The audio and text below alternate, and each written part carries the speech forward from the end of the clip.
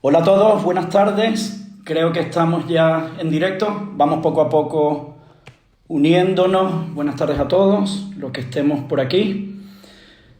Y arrancamos con el vídeo de hoy.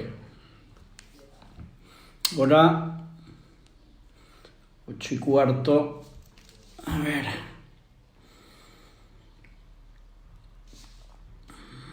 Bueno, a medida que vamos llegando, nos vamos uniendo. Y vamos comenzando. Hoy vamos a hablar de 4 puntos fundamentales, ¿ok? Ataques de pánico en esta época y en esta época de cuarentena y de confinamiento. Hola Dina, Alicia, Belén, Diana, Norma, Goretti, Nita. Bueno, nos vamos uniendo y arrancamos. 4 puntos fundamentales. Ataques de pánico en esta época de confinamiento y de cuarentena. Por otro lado, ansiedad y cuarentena, ansiedad más adaptativa, más saludable, sería el segundo punto. El tercer punto, terapia vía Skype, ¿vale? Las ventajas, los beneficios, ¿ok? Un poco también los mitos, ¿no? Sobre la terapia vía Skype. Y por último, exposición y prevención de respuesta, EPR como estilo de vida. Vale, hola Silvia.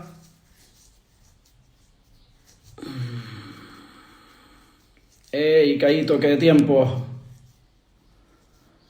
Carmen. Bueno, arrancamos con el primer punto, ¿ok? Y el primer punto es de ataques de pánico.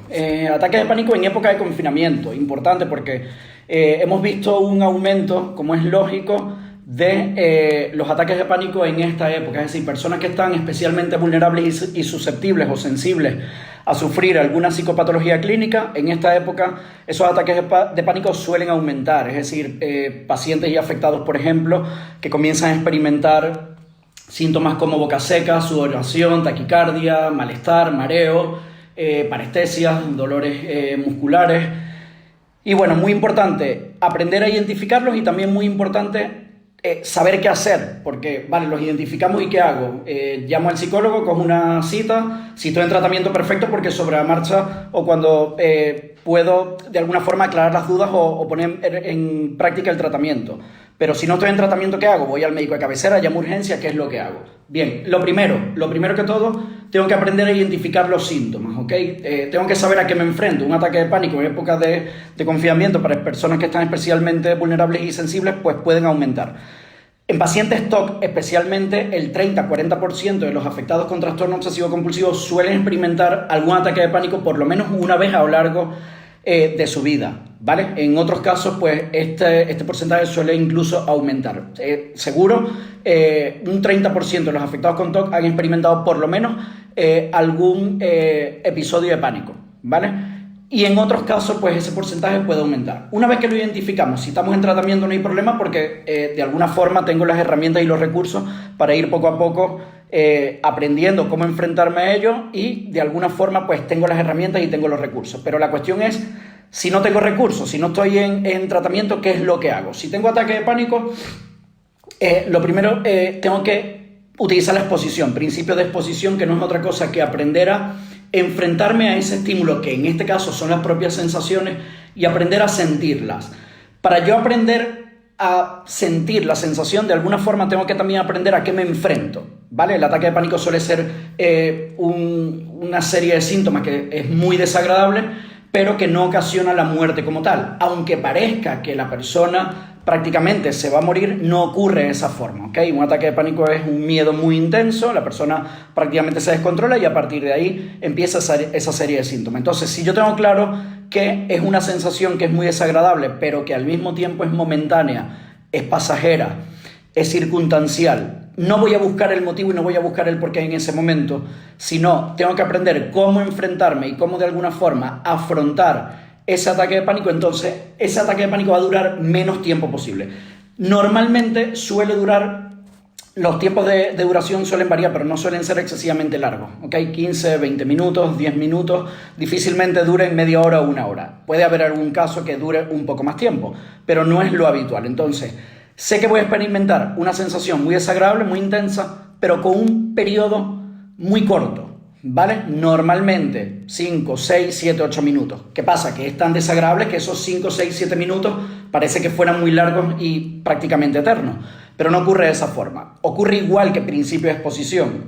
Sube pues, de alguna forma la intensidad del síntoma, se estabiliza en una fase de meseta y después poco a poco empieza a disminuir. Entonces, sabiendo y conociendo esto, pues es bastante más fácil controlarlo. De alguna forma lo que tengo que enfrentarme, tengo que sentir. No puedo como saltarme el ataque de pánico, no puedo como coger un atajo, ¿no? para poder superarlo, no. Los síntomas tengo que sentirlo, igual que los síntomas en el trastorno obsesivo compulsivo. Tengo que sentirlos para poder enfrentarme a ello y que dure el menor tiempo posible. Entonces, principios de exposición. Me enfrento a los síntomas, no tengo que hacer absolutamente nada. Tengo que sentirlo como si estuviera en el océano, por ejemplo, y viene una ola. Lo mismo ocurre con las oleadas de pensamiento, cuando hay crisis en los afectados con TOC. Tengo que tolerar esa ola, no tengo que resistirme a ella, no tengo que luchar con ella, no tengo que bloquearla, frenarla, ignorarla, distraerme. Eso es otro mito, ¿no? Que cuando tengas un ataque de pánico intenta distraerte y que te dé el aire. No tengo que distraerme, tengo que sentirlo. Cuanto más tiempo lo sienta, más rápido va a disminuir, va a ceder, va a fluir y va a desaparecer. Ese es el principio número 1. Otro principio con respecto al ataque de pánico muy importante, y lo comentaba con Belén ayer, con Belén González, el vídeo está en mi canal de YouTube, invito a verlo, que hablamos un poco de rutina, respiración diafragmática, ¿vale? La respiración diafragmática no se utiliza en el momento justo del ataque de pánico. La respiración diafragmática es más como preventivo. Lo puedo utilizar, por ejemplo, por la noche, lo puedo utilizar por la mañana. La respiración diafragmática es muy fácil de hacer, muy simple y sencilla y muy corta de tiempo también. Aproximadamente 3, 4, 5 minutitos es suficiente. Es muy importante ponernos, lo voy a hacer aquí de forma práctica, una mano en el pecho, otra en el abdomen, y la respiración la tengo que hacer con el abdomen, es decir, tengo que hacer esto hacia afuera, no respiro con el pecho como tal. Si respiro con el pecho empiezo a hiperventilar y entonces la sensación de angustia va a ser mayor. Simplemente mano en el pecho, mano en el abdomen, respiro con el abdomen hacia afuera, como si fuera a engordar o a ponerme gordo, retengo 2, 3, 4 segundos y suelto el aire lentamente. Esta respiración diafragmática por la mañana y por la noche, 3, 4, 5 minutos, nos va a ayudar a que esos ataques de pánico se mantengan alejados en el tiempo, pierdan intensidad y frecuencia y de alguna forma lo más importante en ese momento es espaciarlo, que no me ocurra semanal ni cada 10 y 15 días, sino que a lo mejor tengo un ataque de pánico cada 6 meses, una vez al año o incluso con menor frecuencia. Entonces, 2 pautas importantes. Me expongo a la sensación y por otro lado, respiración diafragmática. Me expongo a la sensación cuando tenga el ataque de pánico, cuando tenga los síntomas de ansiedad en ese momento. Y la otra pauta de recomendación, que sería la respiración diafragmática, eso sería por la mañana o por la noche. Se puede hacer a cualquier hora del día, ¿vale? Se puede hacer a cualquier hora del día, pero lo más recomendable, una vez más, para llevar cierto orden o un poquito el control de la rutina, por la mañana cuando me levanto y por la noche. Serían los 2 momentos claves y fundamentales y que yo recomiendo para poder mejorar, ¿ok? Sí, los ataques de pánico son muy creíbles, claro, igual que muchas veces el pensamiento obsesivo en el TOC puro. Llega de una forma muy realista. Crees que te está sucediendo eso, crees que te vas a morir, crees que pues, de alguna forma estás perdiendo el control, el conocimiento, pero no ocurre absolutamente nada, ni siquiera el desmayo ocurre. Simplemente es lo desagradable. Bien, podéis ir escribiendo las preguntas, las voy respondiendo sobre la marcha. ¿Ok? Vale. Siguiente punto. Ansiedad y cuarentena. ¿Vale? ¿A qué nos referimos con ansiedad y cuarentena? Los tiempos que corren de confinamiento, que una vez más digo, no se sabe el tiempo que vamos a estar, ¿vale? Pueden ser pues 4 semanas más, 6, 8. Mi recomendación es no mirar tiempo. Vamos a vivir un día a la vez, vamos a vivir cada día, ¿vale? Vamos a ir poco a poco intentando disfrutar, entre comillas, en la medida de las posibilidades cada día. De alguna forma intentar incluso que cada día sea diferente, que no sea exactamente igual, aunque tengamos una rutina medianamente preestablecida, que por lo menos cada día tengamos alguna ilusión de alguna forma, algo, una rutina, bien sea estudio, trabajo, o me apunto a un curso online, o me pongo a aprender una actividad nueva, o me pongo a mejorar en conocimientos de algo, o a estudiar inglés, lo que sea va a venir bien siempre y cuando mantenga una rutina. Entonces, en estos momentos, muchas veces la incertidumbre pasa factura y empezamos a sentir esos síntomas de ansiedad, ¿vale? Que no es ataque de pánico. Estamos hablando de una ansiedad un poco más vamos a decir, saludable, adaptativa. Es decir, me encuentro un poquito nervioso, me encuentro un poquito de alguna forma angustiado, inquieto, ¿vale? Entonces, en ese momento, o en esos momentos del día donde estoy un poquito más ansioso, tengo que tomar en cuenta que esa ansiedad que siento en ese momento es completamente saludable, ¿vale?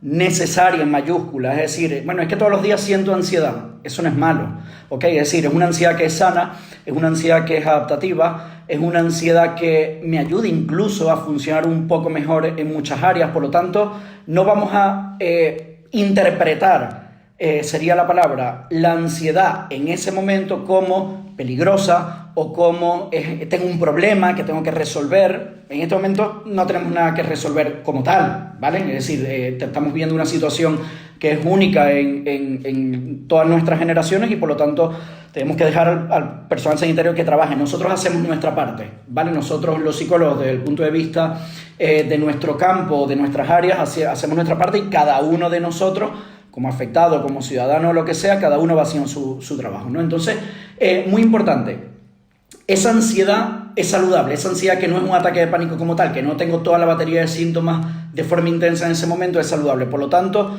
la tengo que percibir de forma saludable porque es adaptativa, igual que si estoy un día un poco triste. Un poco triste no es una definición de una depresión mayor o una distimia o de un trastorno de estado de ánimo, para nada. Estar un poco triste es simplemente estar un poco triste. Entonces vamos a llamar las cosas por su nombre y, muy importante, vamos a interpretarla de forma sana, saludable, porque esa interpretación va a ser, primero, que no se complique, es decir, que no, de alguna forma, no siga avanzando, aumentando y caiga en un ataque de pánico o caiga en un trastorno del sueño, por ejemplo, que es muy común también estos días, o caiga en alguna otra psicopatología clínica. Eso sería la ansiedad de forma saludable. Por lo tanto, mi recomendación siempre: si sientes ansiedad, debes igual notarla, ¿vale? Igual que el ataque de pánico, con la diferencia que esta ansiedad, si estás un poquito más nervioso, es adaptativa. Para eso no hay que hacer una exposición en imaginación, para eso no tengo que hacer una relajación muscular, que está contraindicado en el caso, o es potencialmente dañina incluso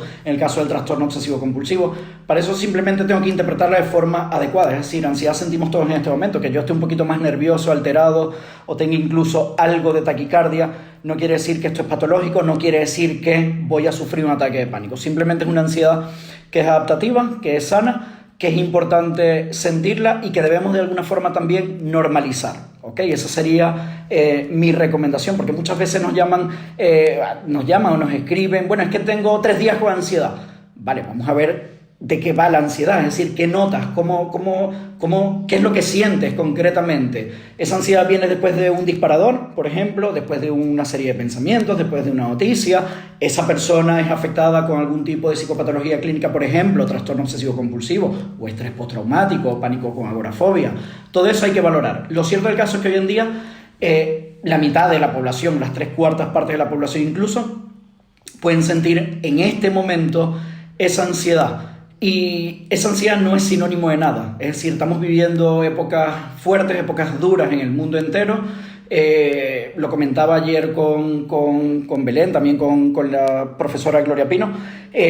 No se sabe lo que va a pasar en muchos aspectos, incluso luego que esto acabe, pues todas las categorías de diagnóstico clínico, de trastorno obsesivo compulsivo, de lo que sea que vendrá, pero eso no es lo que nos tenemos que enfocar en este momento. Nos tenemos que enfocar en el día a día, en ir sobre todo aprendiendo, ¿no? A través de esta serie de vídeos es muy importante aprender lo rápido que hacer, lo fácil, ¿no? La estrategia adecuada, a dónde ir, a dónde acudir, qué debo hacer, qué no debo hacer.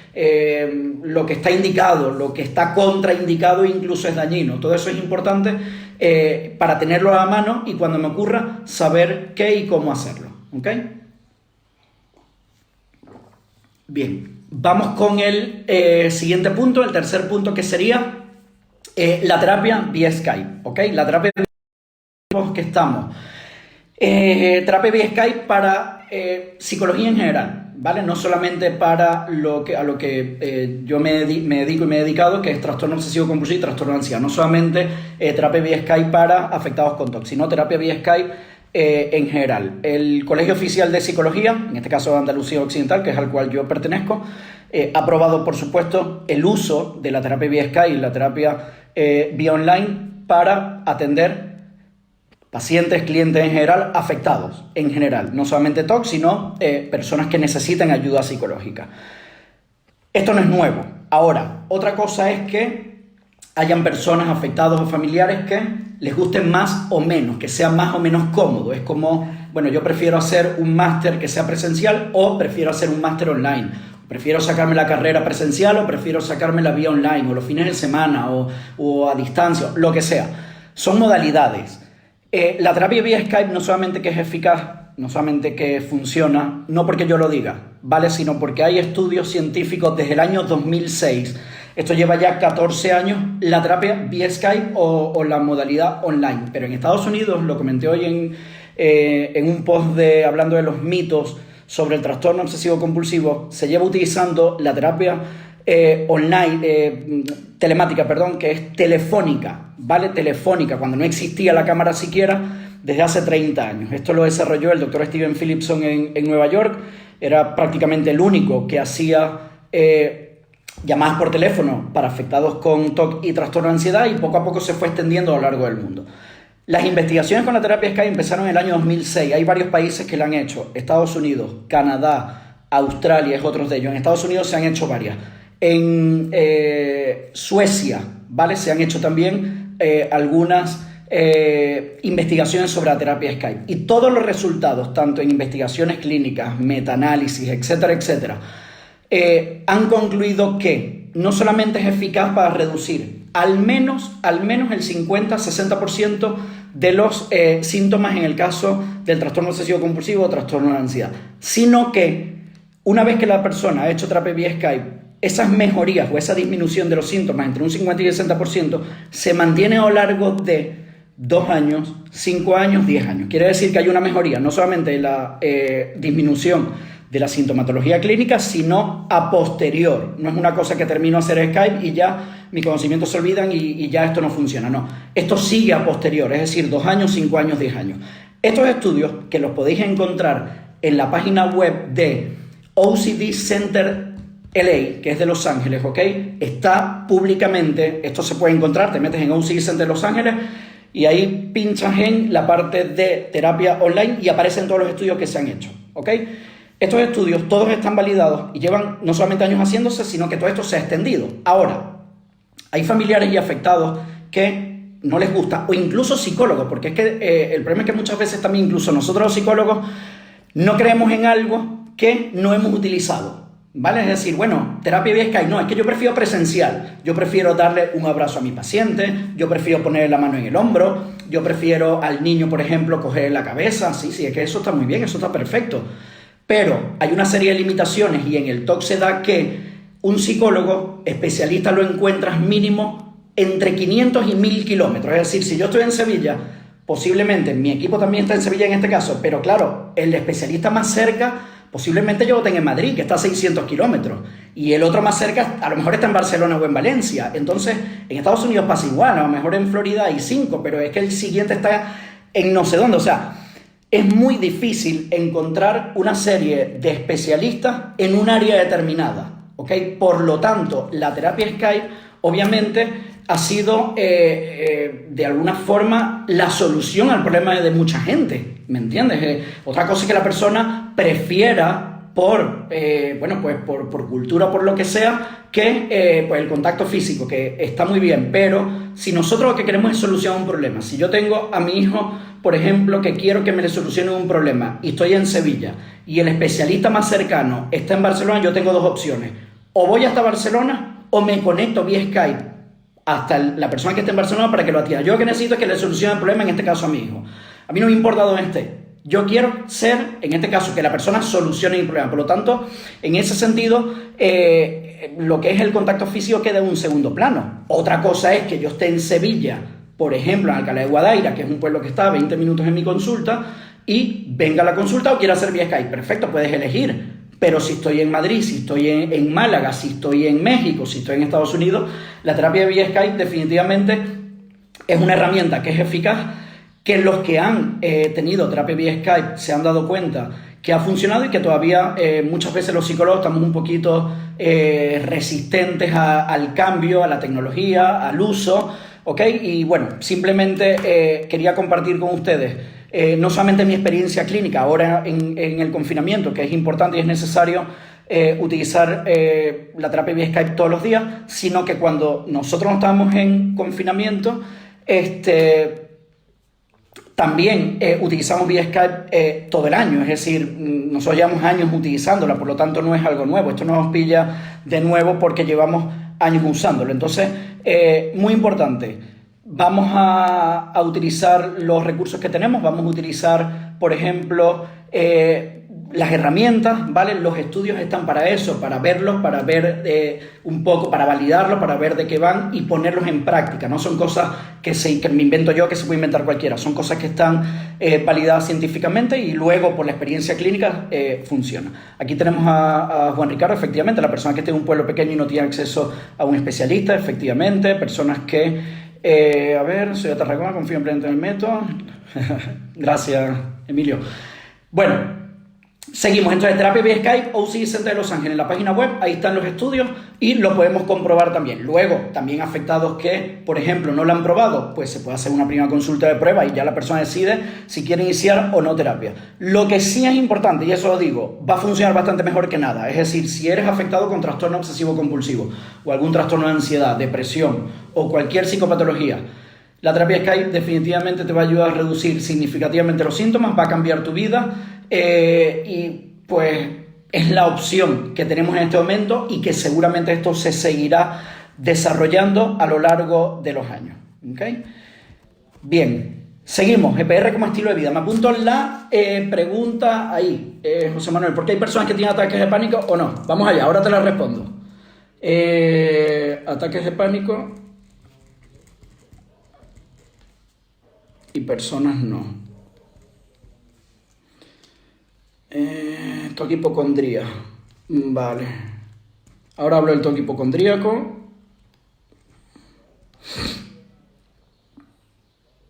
Vale. Gracias, Xavi, por tu comentario. Bien. Último punto de los 4 que tenemos para hoy. EPR como estilo de vida. ¿Qué quiere decir esto? Vale, la EPR. La exposición con prevención y respuesta, como sabéis, tratamiento de primera elección para el trastorno obsesivo compulsivo. Para los trastornos de ansiedad no hay prevención y respuesta porque la persona que sufre un ataque de pánico no hace un ritual motor o mental. Por lo tanto, no existe la prevención y respuesta. La prevención y respuesta se da solamente en el trastorno obsesivo compulsivo porque hay un ritual motor o mental. ¿Qué quiere decir EPR? Me enfrento a un estímulo temido a través de un tipo de exposición, puede ser o al pensamiento en imaginación. Y la prevención y respuesta es no hacer el ritual motor o mental. Ahora, ¿a qué me refiero como EPR como estilo de vida? Bien, la EPR como estilo de vida quiere decir que no solamente utilizamos la EPR en el momento que yo estoy en proceso terapéutico, 6 meses, 8 meses, 1 año o año y medio de proceso terapéutico, sino que una vez que el afectado ha recibido su alta, ok, esto es muy importante porque en nuestra consulta, y sería lo ideal en la mayor parte de las consultas psicológicas, no queremos pacientes dependientes de la terapia. Queremos enseñar al paciente que desarrolle una serie de herramientas y recursos y que poco a poco las vaya poniendo en funcionamiento con la ayuda del terapeuta y al mismo tiempo él aprenda cómo poco a poco llevarlas a cabo. Por lo tanto, una vez que la persona ha recibido el alta, no necesita volver a terapia porque tiene un pensamiento, porque un día ha tenido una crisis, sino que ya la persona sabe cómo enfrentarse y cómo prácticamente autogestionarse. Entonces, si tomamos en cuenta la EPR como estilo de vida, nos va a ayudar a que de alguna forma mis hábitos han cambiado. Por lo tanto, yo tengo que ser a lo mejor un poquito menos rígido y un pelín más flexible psicológicamente para alejar pensamientos obsesivos. Cuanto más rigidez y más inflexible voy a ser más propenso, de alguna forma vulnerable, a tener más obsesiones. Por lo tanto, voy desarrollando un poquito a lo que se llama flexibilidad psicológica, ¿ok? Entonces, esa EPR como estilo de vida, conociendo y sabiendo cómo funciona, me va a ayudar a que cuando yo tenga un pensamiento, que no tiene que ser a la primera, que yo tengo un pensamiento, salgo corriendo a hacer EPR, sino que han pasado 2, 3, 4 días con una intensidad por lo menos entre un 5, 6 y 7, yo tengo ya la herramienta del recurso para poder utilizar el EPR y saber cómo hacer para poder volver a entrar en ese proceso de recuperación, o simplemente que ese pensamiento, que ese síntoma disminuya y pierda fuerza y salga de mi mente. Entonces, estilo de vida es que yo tengo que integrarlo dentro de mis hábitos saludables. Tengo que decir, bueno, dentro de mis hábitos saludables a lo mejor está, supongamos, ¿no? Dieta sana, ir un rato al gimnasio, pues también trabajar X cantidad de horas, al mismo tiempo practico respiración diafragmática por la mañana y por la noche, los fines de semana me doy una vuelta. Vale, yo tengo que tomar en cuenta también que parte de mis hábitos saludables y el estilo de vida es la EPR. ¿Por qué? Porque si tengo síntomas tengo que hacer uso de ello y para eso no necesito volver a consulta.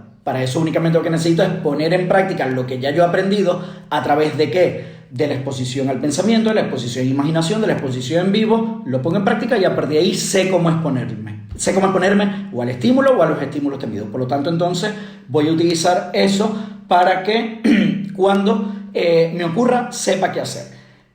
Digo algo en mayúscula, ¿ok?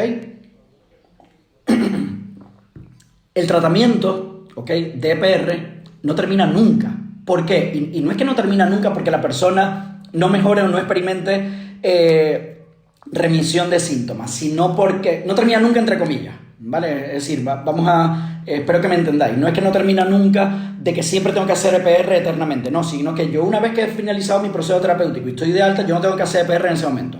Solo tengo que hacer EPR si viene algún síntoma.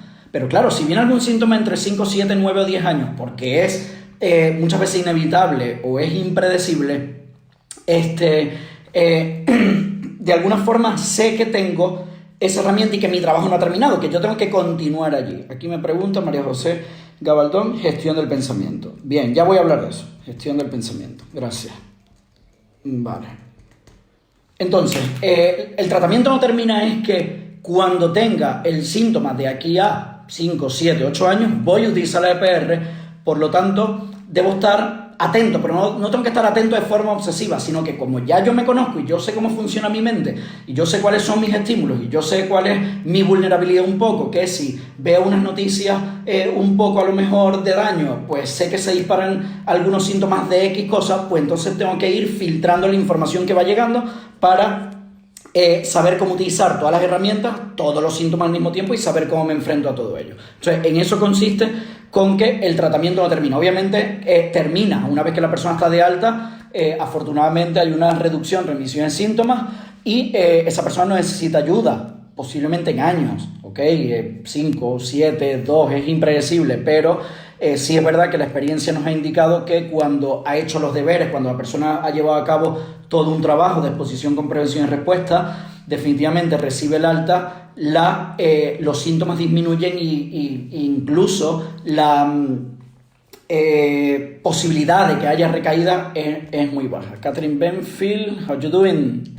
Catherine está en Reino Unido. Vale, vamos con las preguntas. Me preguntó José Manuel de ataques de pánico. ¿Por qué unas personas desarrollan o por qué unas personas tienen ataques de pánico y otras no? Vale, definitivamente hay varias cosas aquí, ¿ok? Esto no es, muchas veces los trastornos de ansiedad, igual que ocurre en el TOC, es multifactorial, no es una sola cosa, ¿no? Es que como yo soy muy ansioso, pues yo desarrollo ataques de pánico. Hay personas muy ansiosas y no desarrollan ataques de pánico. Hay una vulnerabilidad, ¿vale? Hay una vulnerabilidad psicológica, personas que están un poco más propensas, pero insisto, multifactoriales, un poco estilos de vida, un poco también la conexión que hace, por ejemplo, con cada pensamiento que va llegando o con las situaciones del día a día. En esta época de confinamiento los vemos, hay muchos psicólogos, por ejemplo, que esto no quiere decir absolutamente nada, es decir, nosotros los psicólogos no estamos exentos, sentimos un poco de ansiedad, sentimos un poco de tristeza, pero hay muchos psicólogos que están desbordados con muchas situaciones, ¿ok? Incluso más que cualquier afectado. Todos tenemos una vulnerabilidad, porque hayamos estudiado psicología no quiere decir que estamos exentos. Lo que sí es cierto que cuanto más vulnerables seamos, más tenemos la probabilidad de caer en algún ataque de pánico, ¿ok? Y hay personas que definitivamente no son vulnerables, entonces si la persona no es vulnerable es muy difícil que tenga un ataque de pánico. Hay personas que no han tenido o no han experimentado un ataque de pánico en su vida, pero hay otras que sí son especialmente vulnerables y a cualquier información, cualquier situación, cualquier estímulo, cualquier disparador, cualquier pensamiento, cualquier cosa que les llegue, ya lo interpretan de forma errónea, de forma catastrofista, de forma peligrosa en los tiempos que corren, pues nos vamos a morir todos, me voy a arruinar, nos vamos a ir a la calle, ¿ahora qué va a pasar? Claro, esa interpretación errónea de todo esto hace que la persona desarrolle o síntomas obsesivos, o trastornos de pánico, o síntomas de ansiedad un poco más patológicos, etcétera, etcétera. Hay otras personas que se toman definitivamente las cosas de otra forma y la vulnerabilidad es diferente, por lo tanto no lo desarrollan.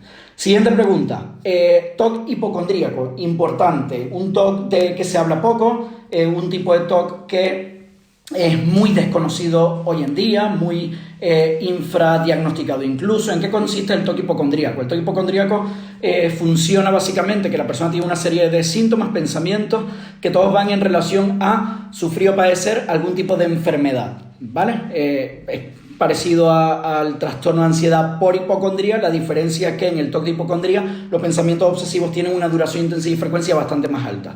Siempre hay pensamientos de que, pues, he tomado un vaso de agua y me duele un poquito, me pica un poquito la garganta, eso es que voy a desarrollar un cáncer de garganta, por poner un ejemplo.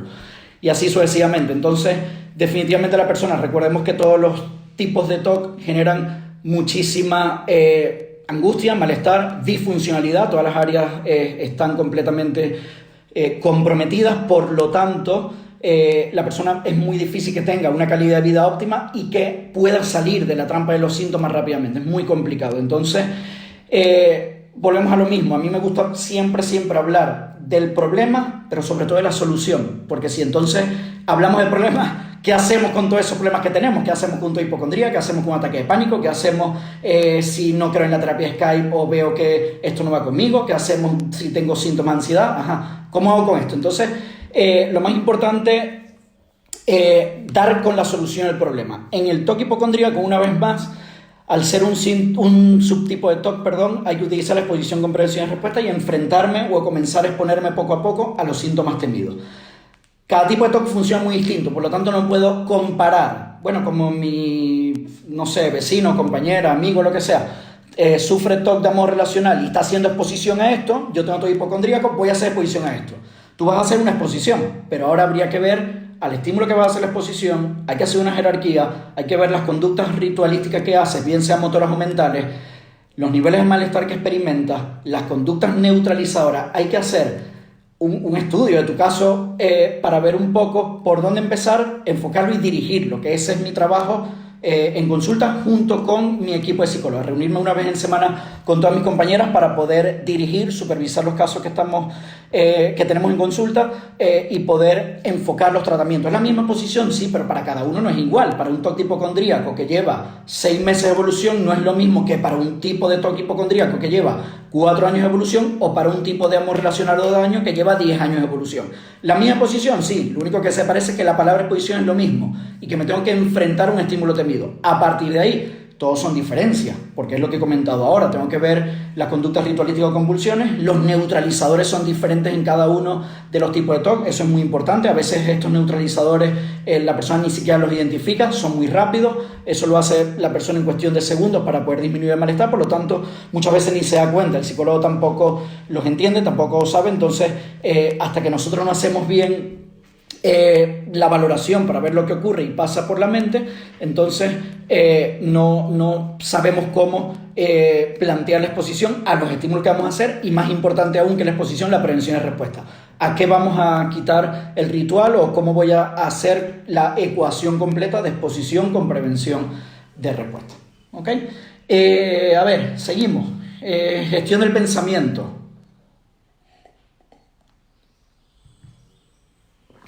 Aquí hay una pregunta interesante, Adina. ¿Hay alguna explicación científica? TOC relacional y se sientan tan reales. Vale, vamos con... Vale. Gracias por la pregunta. Buena pregunta. Vamos a ver. Vamos con gestión del pensamiento primero. Gestión del pensamiento. ¿Qué es gestión del pensamiento? Es una técnica complementaria, ¿ok? Es una técnica complementaria que se utiliza en la fase final del tratamiento, tanto en trastorno obsesivo-compulsivo como en trastornos de ansiedad.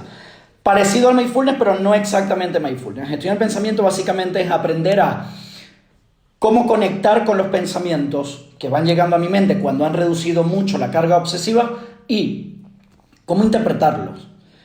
cómo conectar con prácticamente lo que me rodea, cómo conectar o interpretar lo que me ocurre en ese momento, con el futuro, con todo. Es decir, no solamente gestiono el pensamiento que tengo en ese momento, sino que gestiono también cualquier incluso situación. Si nos centramos en la técnica solo, gestión del pensamiento, es aprender a tolerar el pensamiento que tengo en la mente y prácticamente dejarlo que fluya. Es decir, dejarlo que fluya quiere decir soltarlo. Si yo tengo un pensamiento, por ejemplo, bueno, ¿y si mañana no amanezco vivo? Por ejemplo, que puede ser un pensamiento que suele venir con mucha frecuencia en mucha gente. Si el pensamiento no tiene una duración, intensidad y frecuencia alta, puedo hacer gestión del pensamiento. Si es todo lo contrario, tengo que hacer exposición. Si la duración, intensidad y frecuencia es alta, tengo que exponerme. En este caso, yo puedo conectar con ese pensamiento. ¿Y si mañana por la mañana no amanezco, por ejemplo? Tengo que observar el pensamiento y tengo que soltarlo. Es prácticamente como, volvemos otra vez a metáforas, por ejemplo, con el océano. Tengo que como dejarme llevar o dejarme fluir prácticamente con una ola cuando viene, no resistirme. Es como si estuviéramos esquiando. Cuando si alguna persona ha esquiado, por ejemplo, o cuando vamos en un coche, ¿no? y de alguna forma patina, no puedo resistirme y coger fuerte el volante y hacer esto porque voy a patinar más. Es decir, eso sería contraproducente. No, tengo que prácticamente dejarme ir. Ese dejarme ir es lo mismo que se hace con el pensamiento. Tengo que conectar con el pensamiento y prácticamente dejarlo, como cuando estamos esquiando. Es decir, no puedo resistirme, ¿no? El resistirme en esto no funciona. Todo lo que sea y tenga que ver con... todo lo que sea y tenga que ver con resistirme, bloquear, rechazar, entonces va a ser el efecto contrario, va a ser contraproducente y va a venir en contra. Todo lo tengo que dejar como que fluya, como unirme a eso. ¿Okay? Como juntarme a eso de alguna forma. Eso es la gestión del pensamiento, aprender a conectar con ese pensamiento adecuadamente, de forma sana, de forma adaptativa y prácticamente dejarlo que fluya. Fase final de la terapia. Normalmente, dentro de mi consulta, recomiendo último mes, 2 últimos meses de terapia. No es algo cerrado, ¿vale? Digo esto sobre todo a las personas con TOC porque muchas veces, bueno, pero me dijiste que eran los últimos 2 meses y yo llevo 3 meses y ya estoy haciendo. ¿Eso por qué? O me faltan 3 semanas para mi alta y todavía no estoy haciendo. O sea, cada caso es un mundo, ¿vale? Pero normalmente se utilizan los últimos 2-3 meses, las últimas sesiones, se hace gestión del pensamiento y la siguiente pregunta, ¿vale? Terapia de aceptación y compromiso, que ahora hablo de eso, ya la tengo apuntada. Gracias. Buena pregunta también.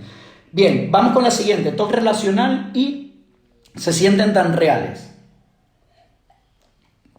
Recordemos que el TOC relacional pertenece a los TOC puros, ¿ok? TOC puro, la persona tiene principalmente o mayoritariamente rituales mentales y no rituales motores. Por lo tanto, en el TOC de amor relación, igual que el resto de los TOC puros, daño, pederastia, pedofilia, supersticioso mágico, por ejemplo, homosexualidad, etcétera, etcétera, la idea llega de forma muy realista porque esto es una característica del trastorno, ¿vale? Me han preguntado, ¿hay investigaciones científicas de esto?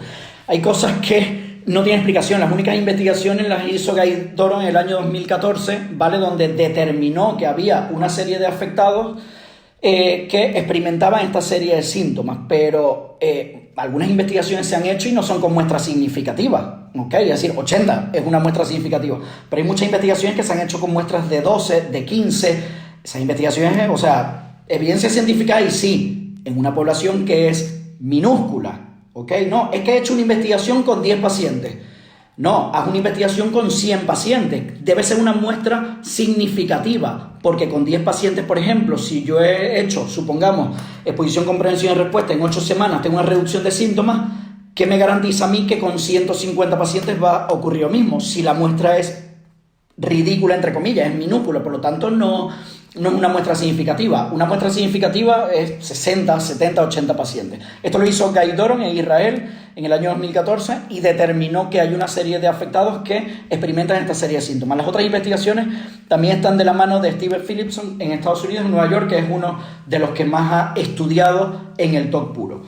Entonces, ¿por qué se sienten los síntomas tan reales? Ocurre en todos los TOC puros. Esto es una característica, es decir, no hay una explicación lógica como tal. Lo que sí sabemos y lo que sí nos hemos dado cuenta un poco a lo largo de la experiencia clínica, en el día a día, en la práctica clínica, que es muy importante porque no trabajamos con 10 pacientes, trabajamos con cientos y cientos y cientos de pacientes cada año. Entonces, sí nos hemos dado cuenta que la idea obsesiva está muy sobrevalorada, la persona experimenta esa duración, intensidad y frecuencia muy alta y esa idea obsesiva llega prácticamente como una idea delirante, pero no es una idea delirante. Por lo tanto, esa intensidad de esa idea obsesiva hace que la persona le dé una credibilidad aún mayor y eso hace que la idea, vamos a decir, se manifieste, se interprete de forma muy real. Claro, si estoy con mi pareja y tengo dudas y no siento lo mismo y encima tengo taquicardia y le veo la nariz y me da asco y no para el pensamiento de que lo tengo que dejar, es inminente, lo tengo que dejar, me levanto todas las mañanas pensando, lo tengo que dejar, es que lo tengo que dejar. Claro, esa idea la persona lo interpreta y llega tan intensa que parece que fuera real, pero forma parte, una vez más, de una batería de síntomas de trastorno obsesivo compulsivo. También hay algo muy importante. La mayor cantidad de preguntas TOC vienen por personas o por afectados que sufren TOC puro.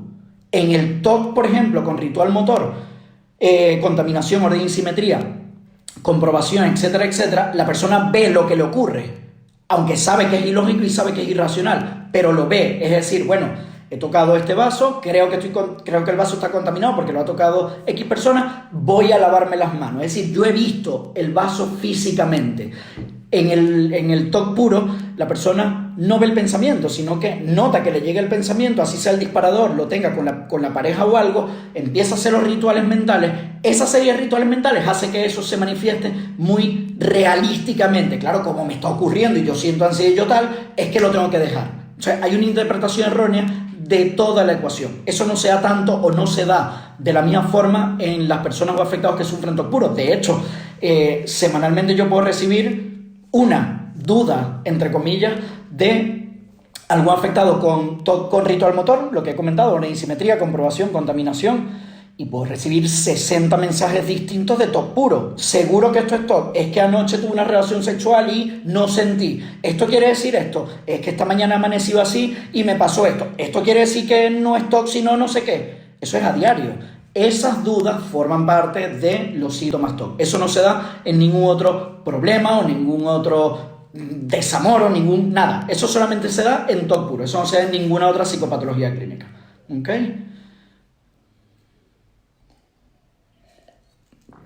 Ajá, Ismael, hola. ¿Cómo se avanza en agorafobia en este tiempo que no se puede salir con EPR? Vale, agorafobia y EPR en confinamiento.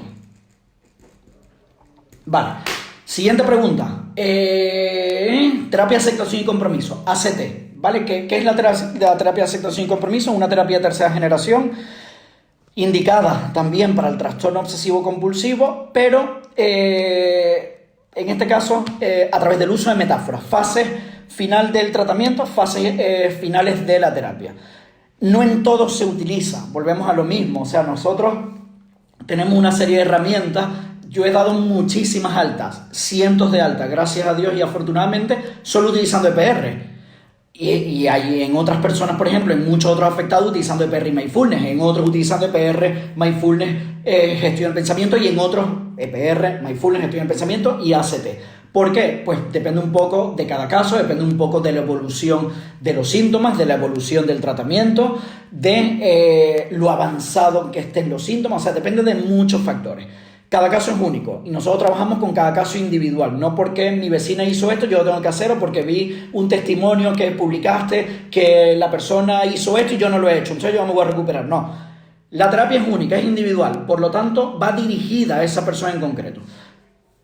¿Cómo se utiliza la terapia de aceptación y compromiso? Se utiliza a través de una serie de valores que tiene la persona, pero nosotros en nuestra consulta, en mi experiencia clínica, me he dado cuenta que el enfoque que tiene que ver con el uso de metáforas potencia lo que la persona ha hecho previamente con la exposición y prevención y respuesta, por lo tanto la recuperación es más rápida en fases finales de tratamiento. Yo siempre voy a abogar, voy a insistir, ¿vale? Voy a pelear y me voy a esforzar porque tanto mi equipo como yo logremos la recuperación de la mayor cantidad de afectados en el menor tiempo posible. ¿Por qué?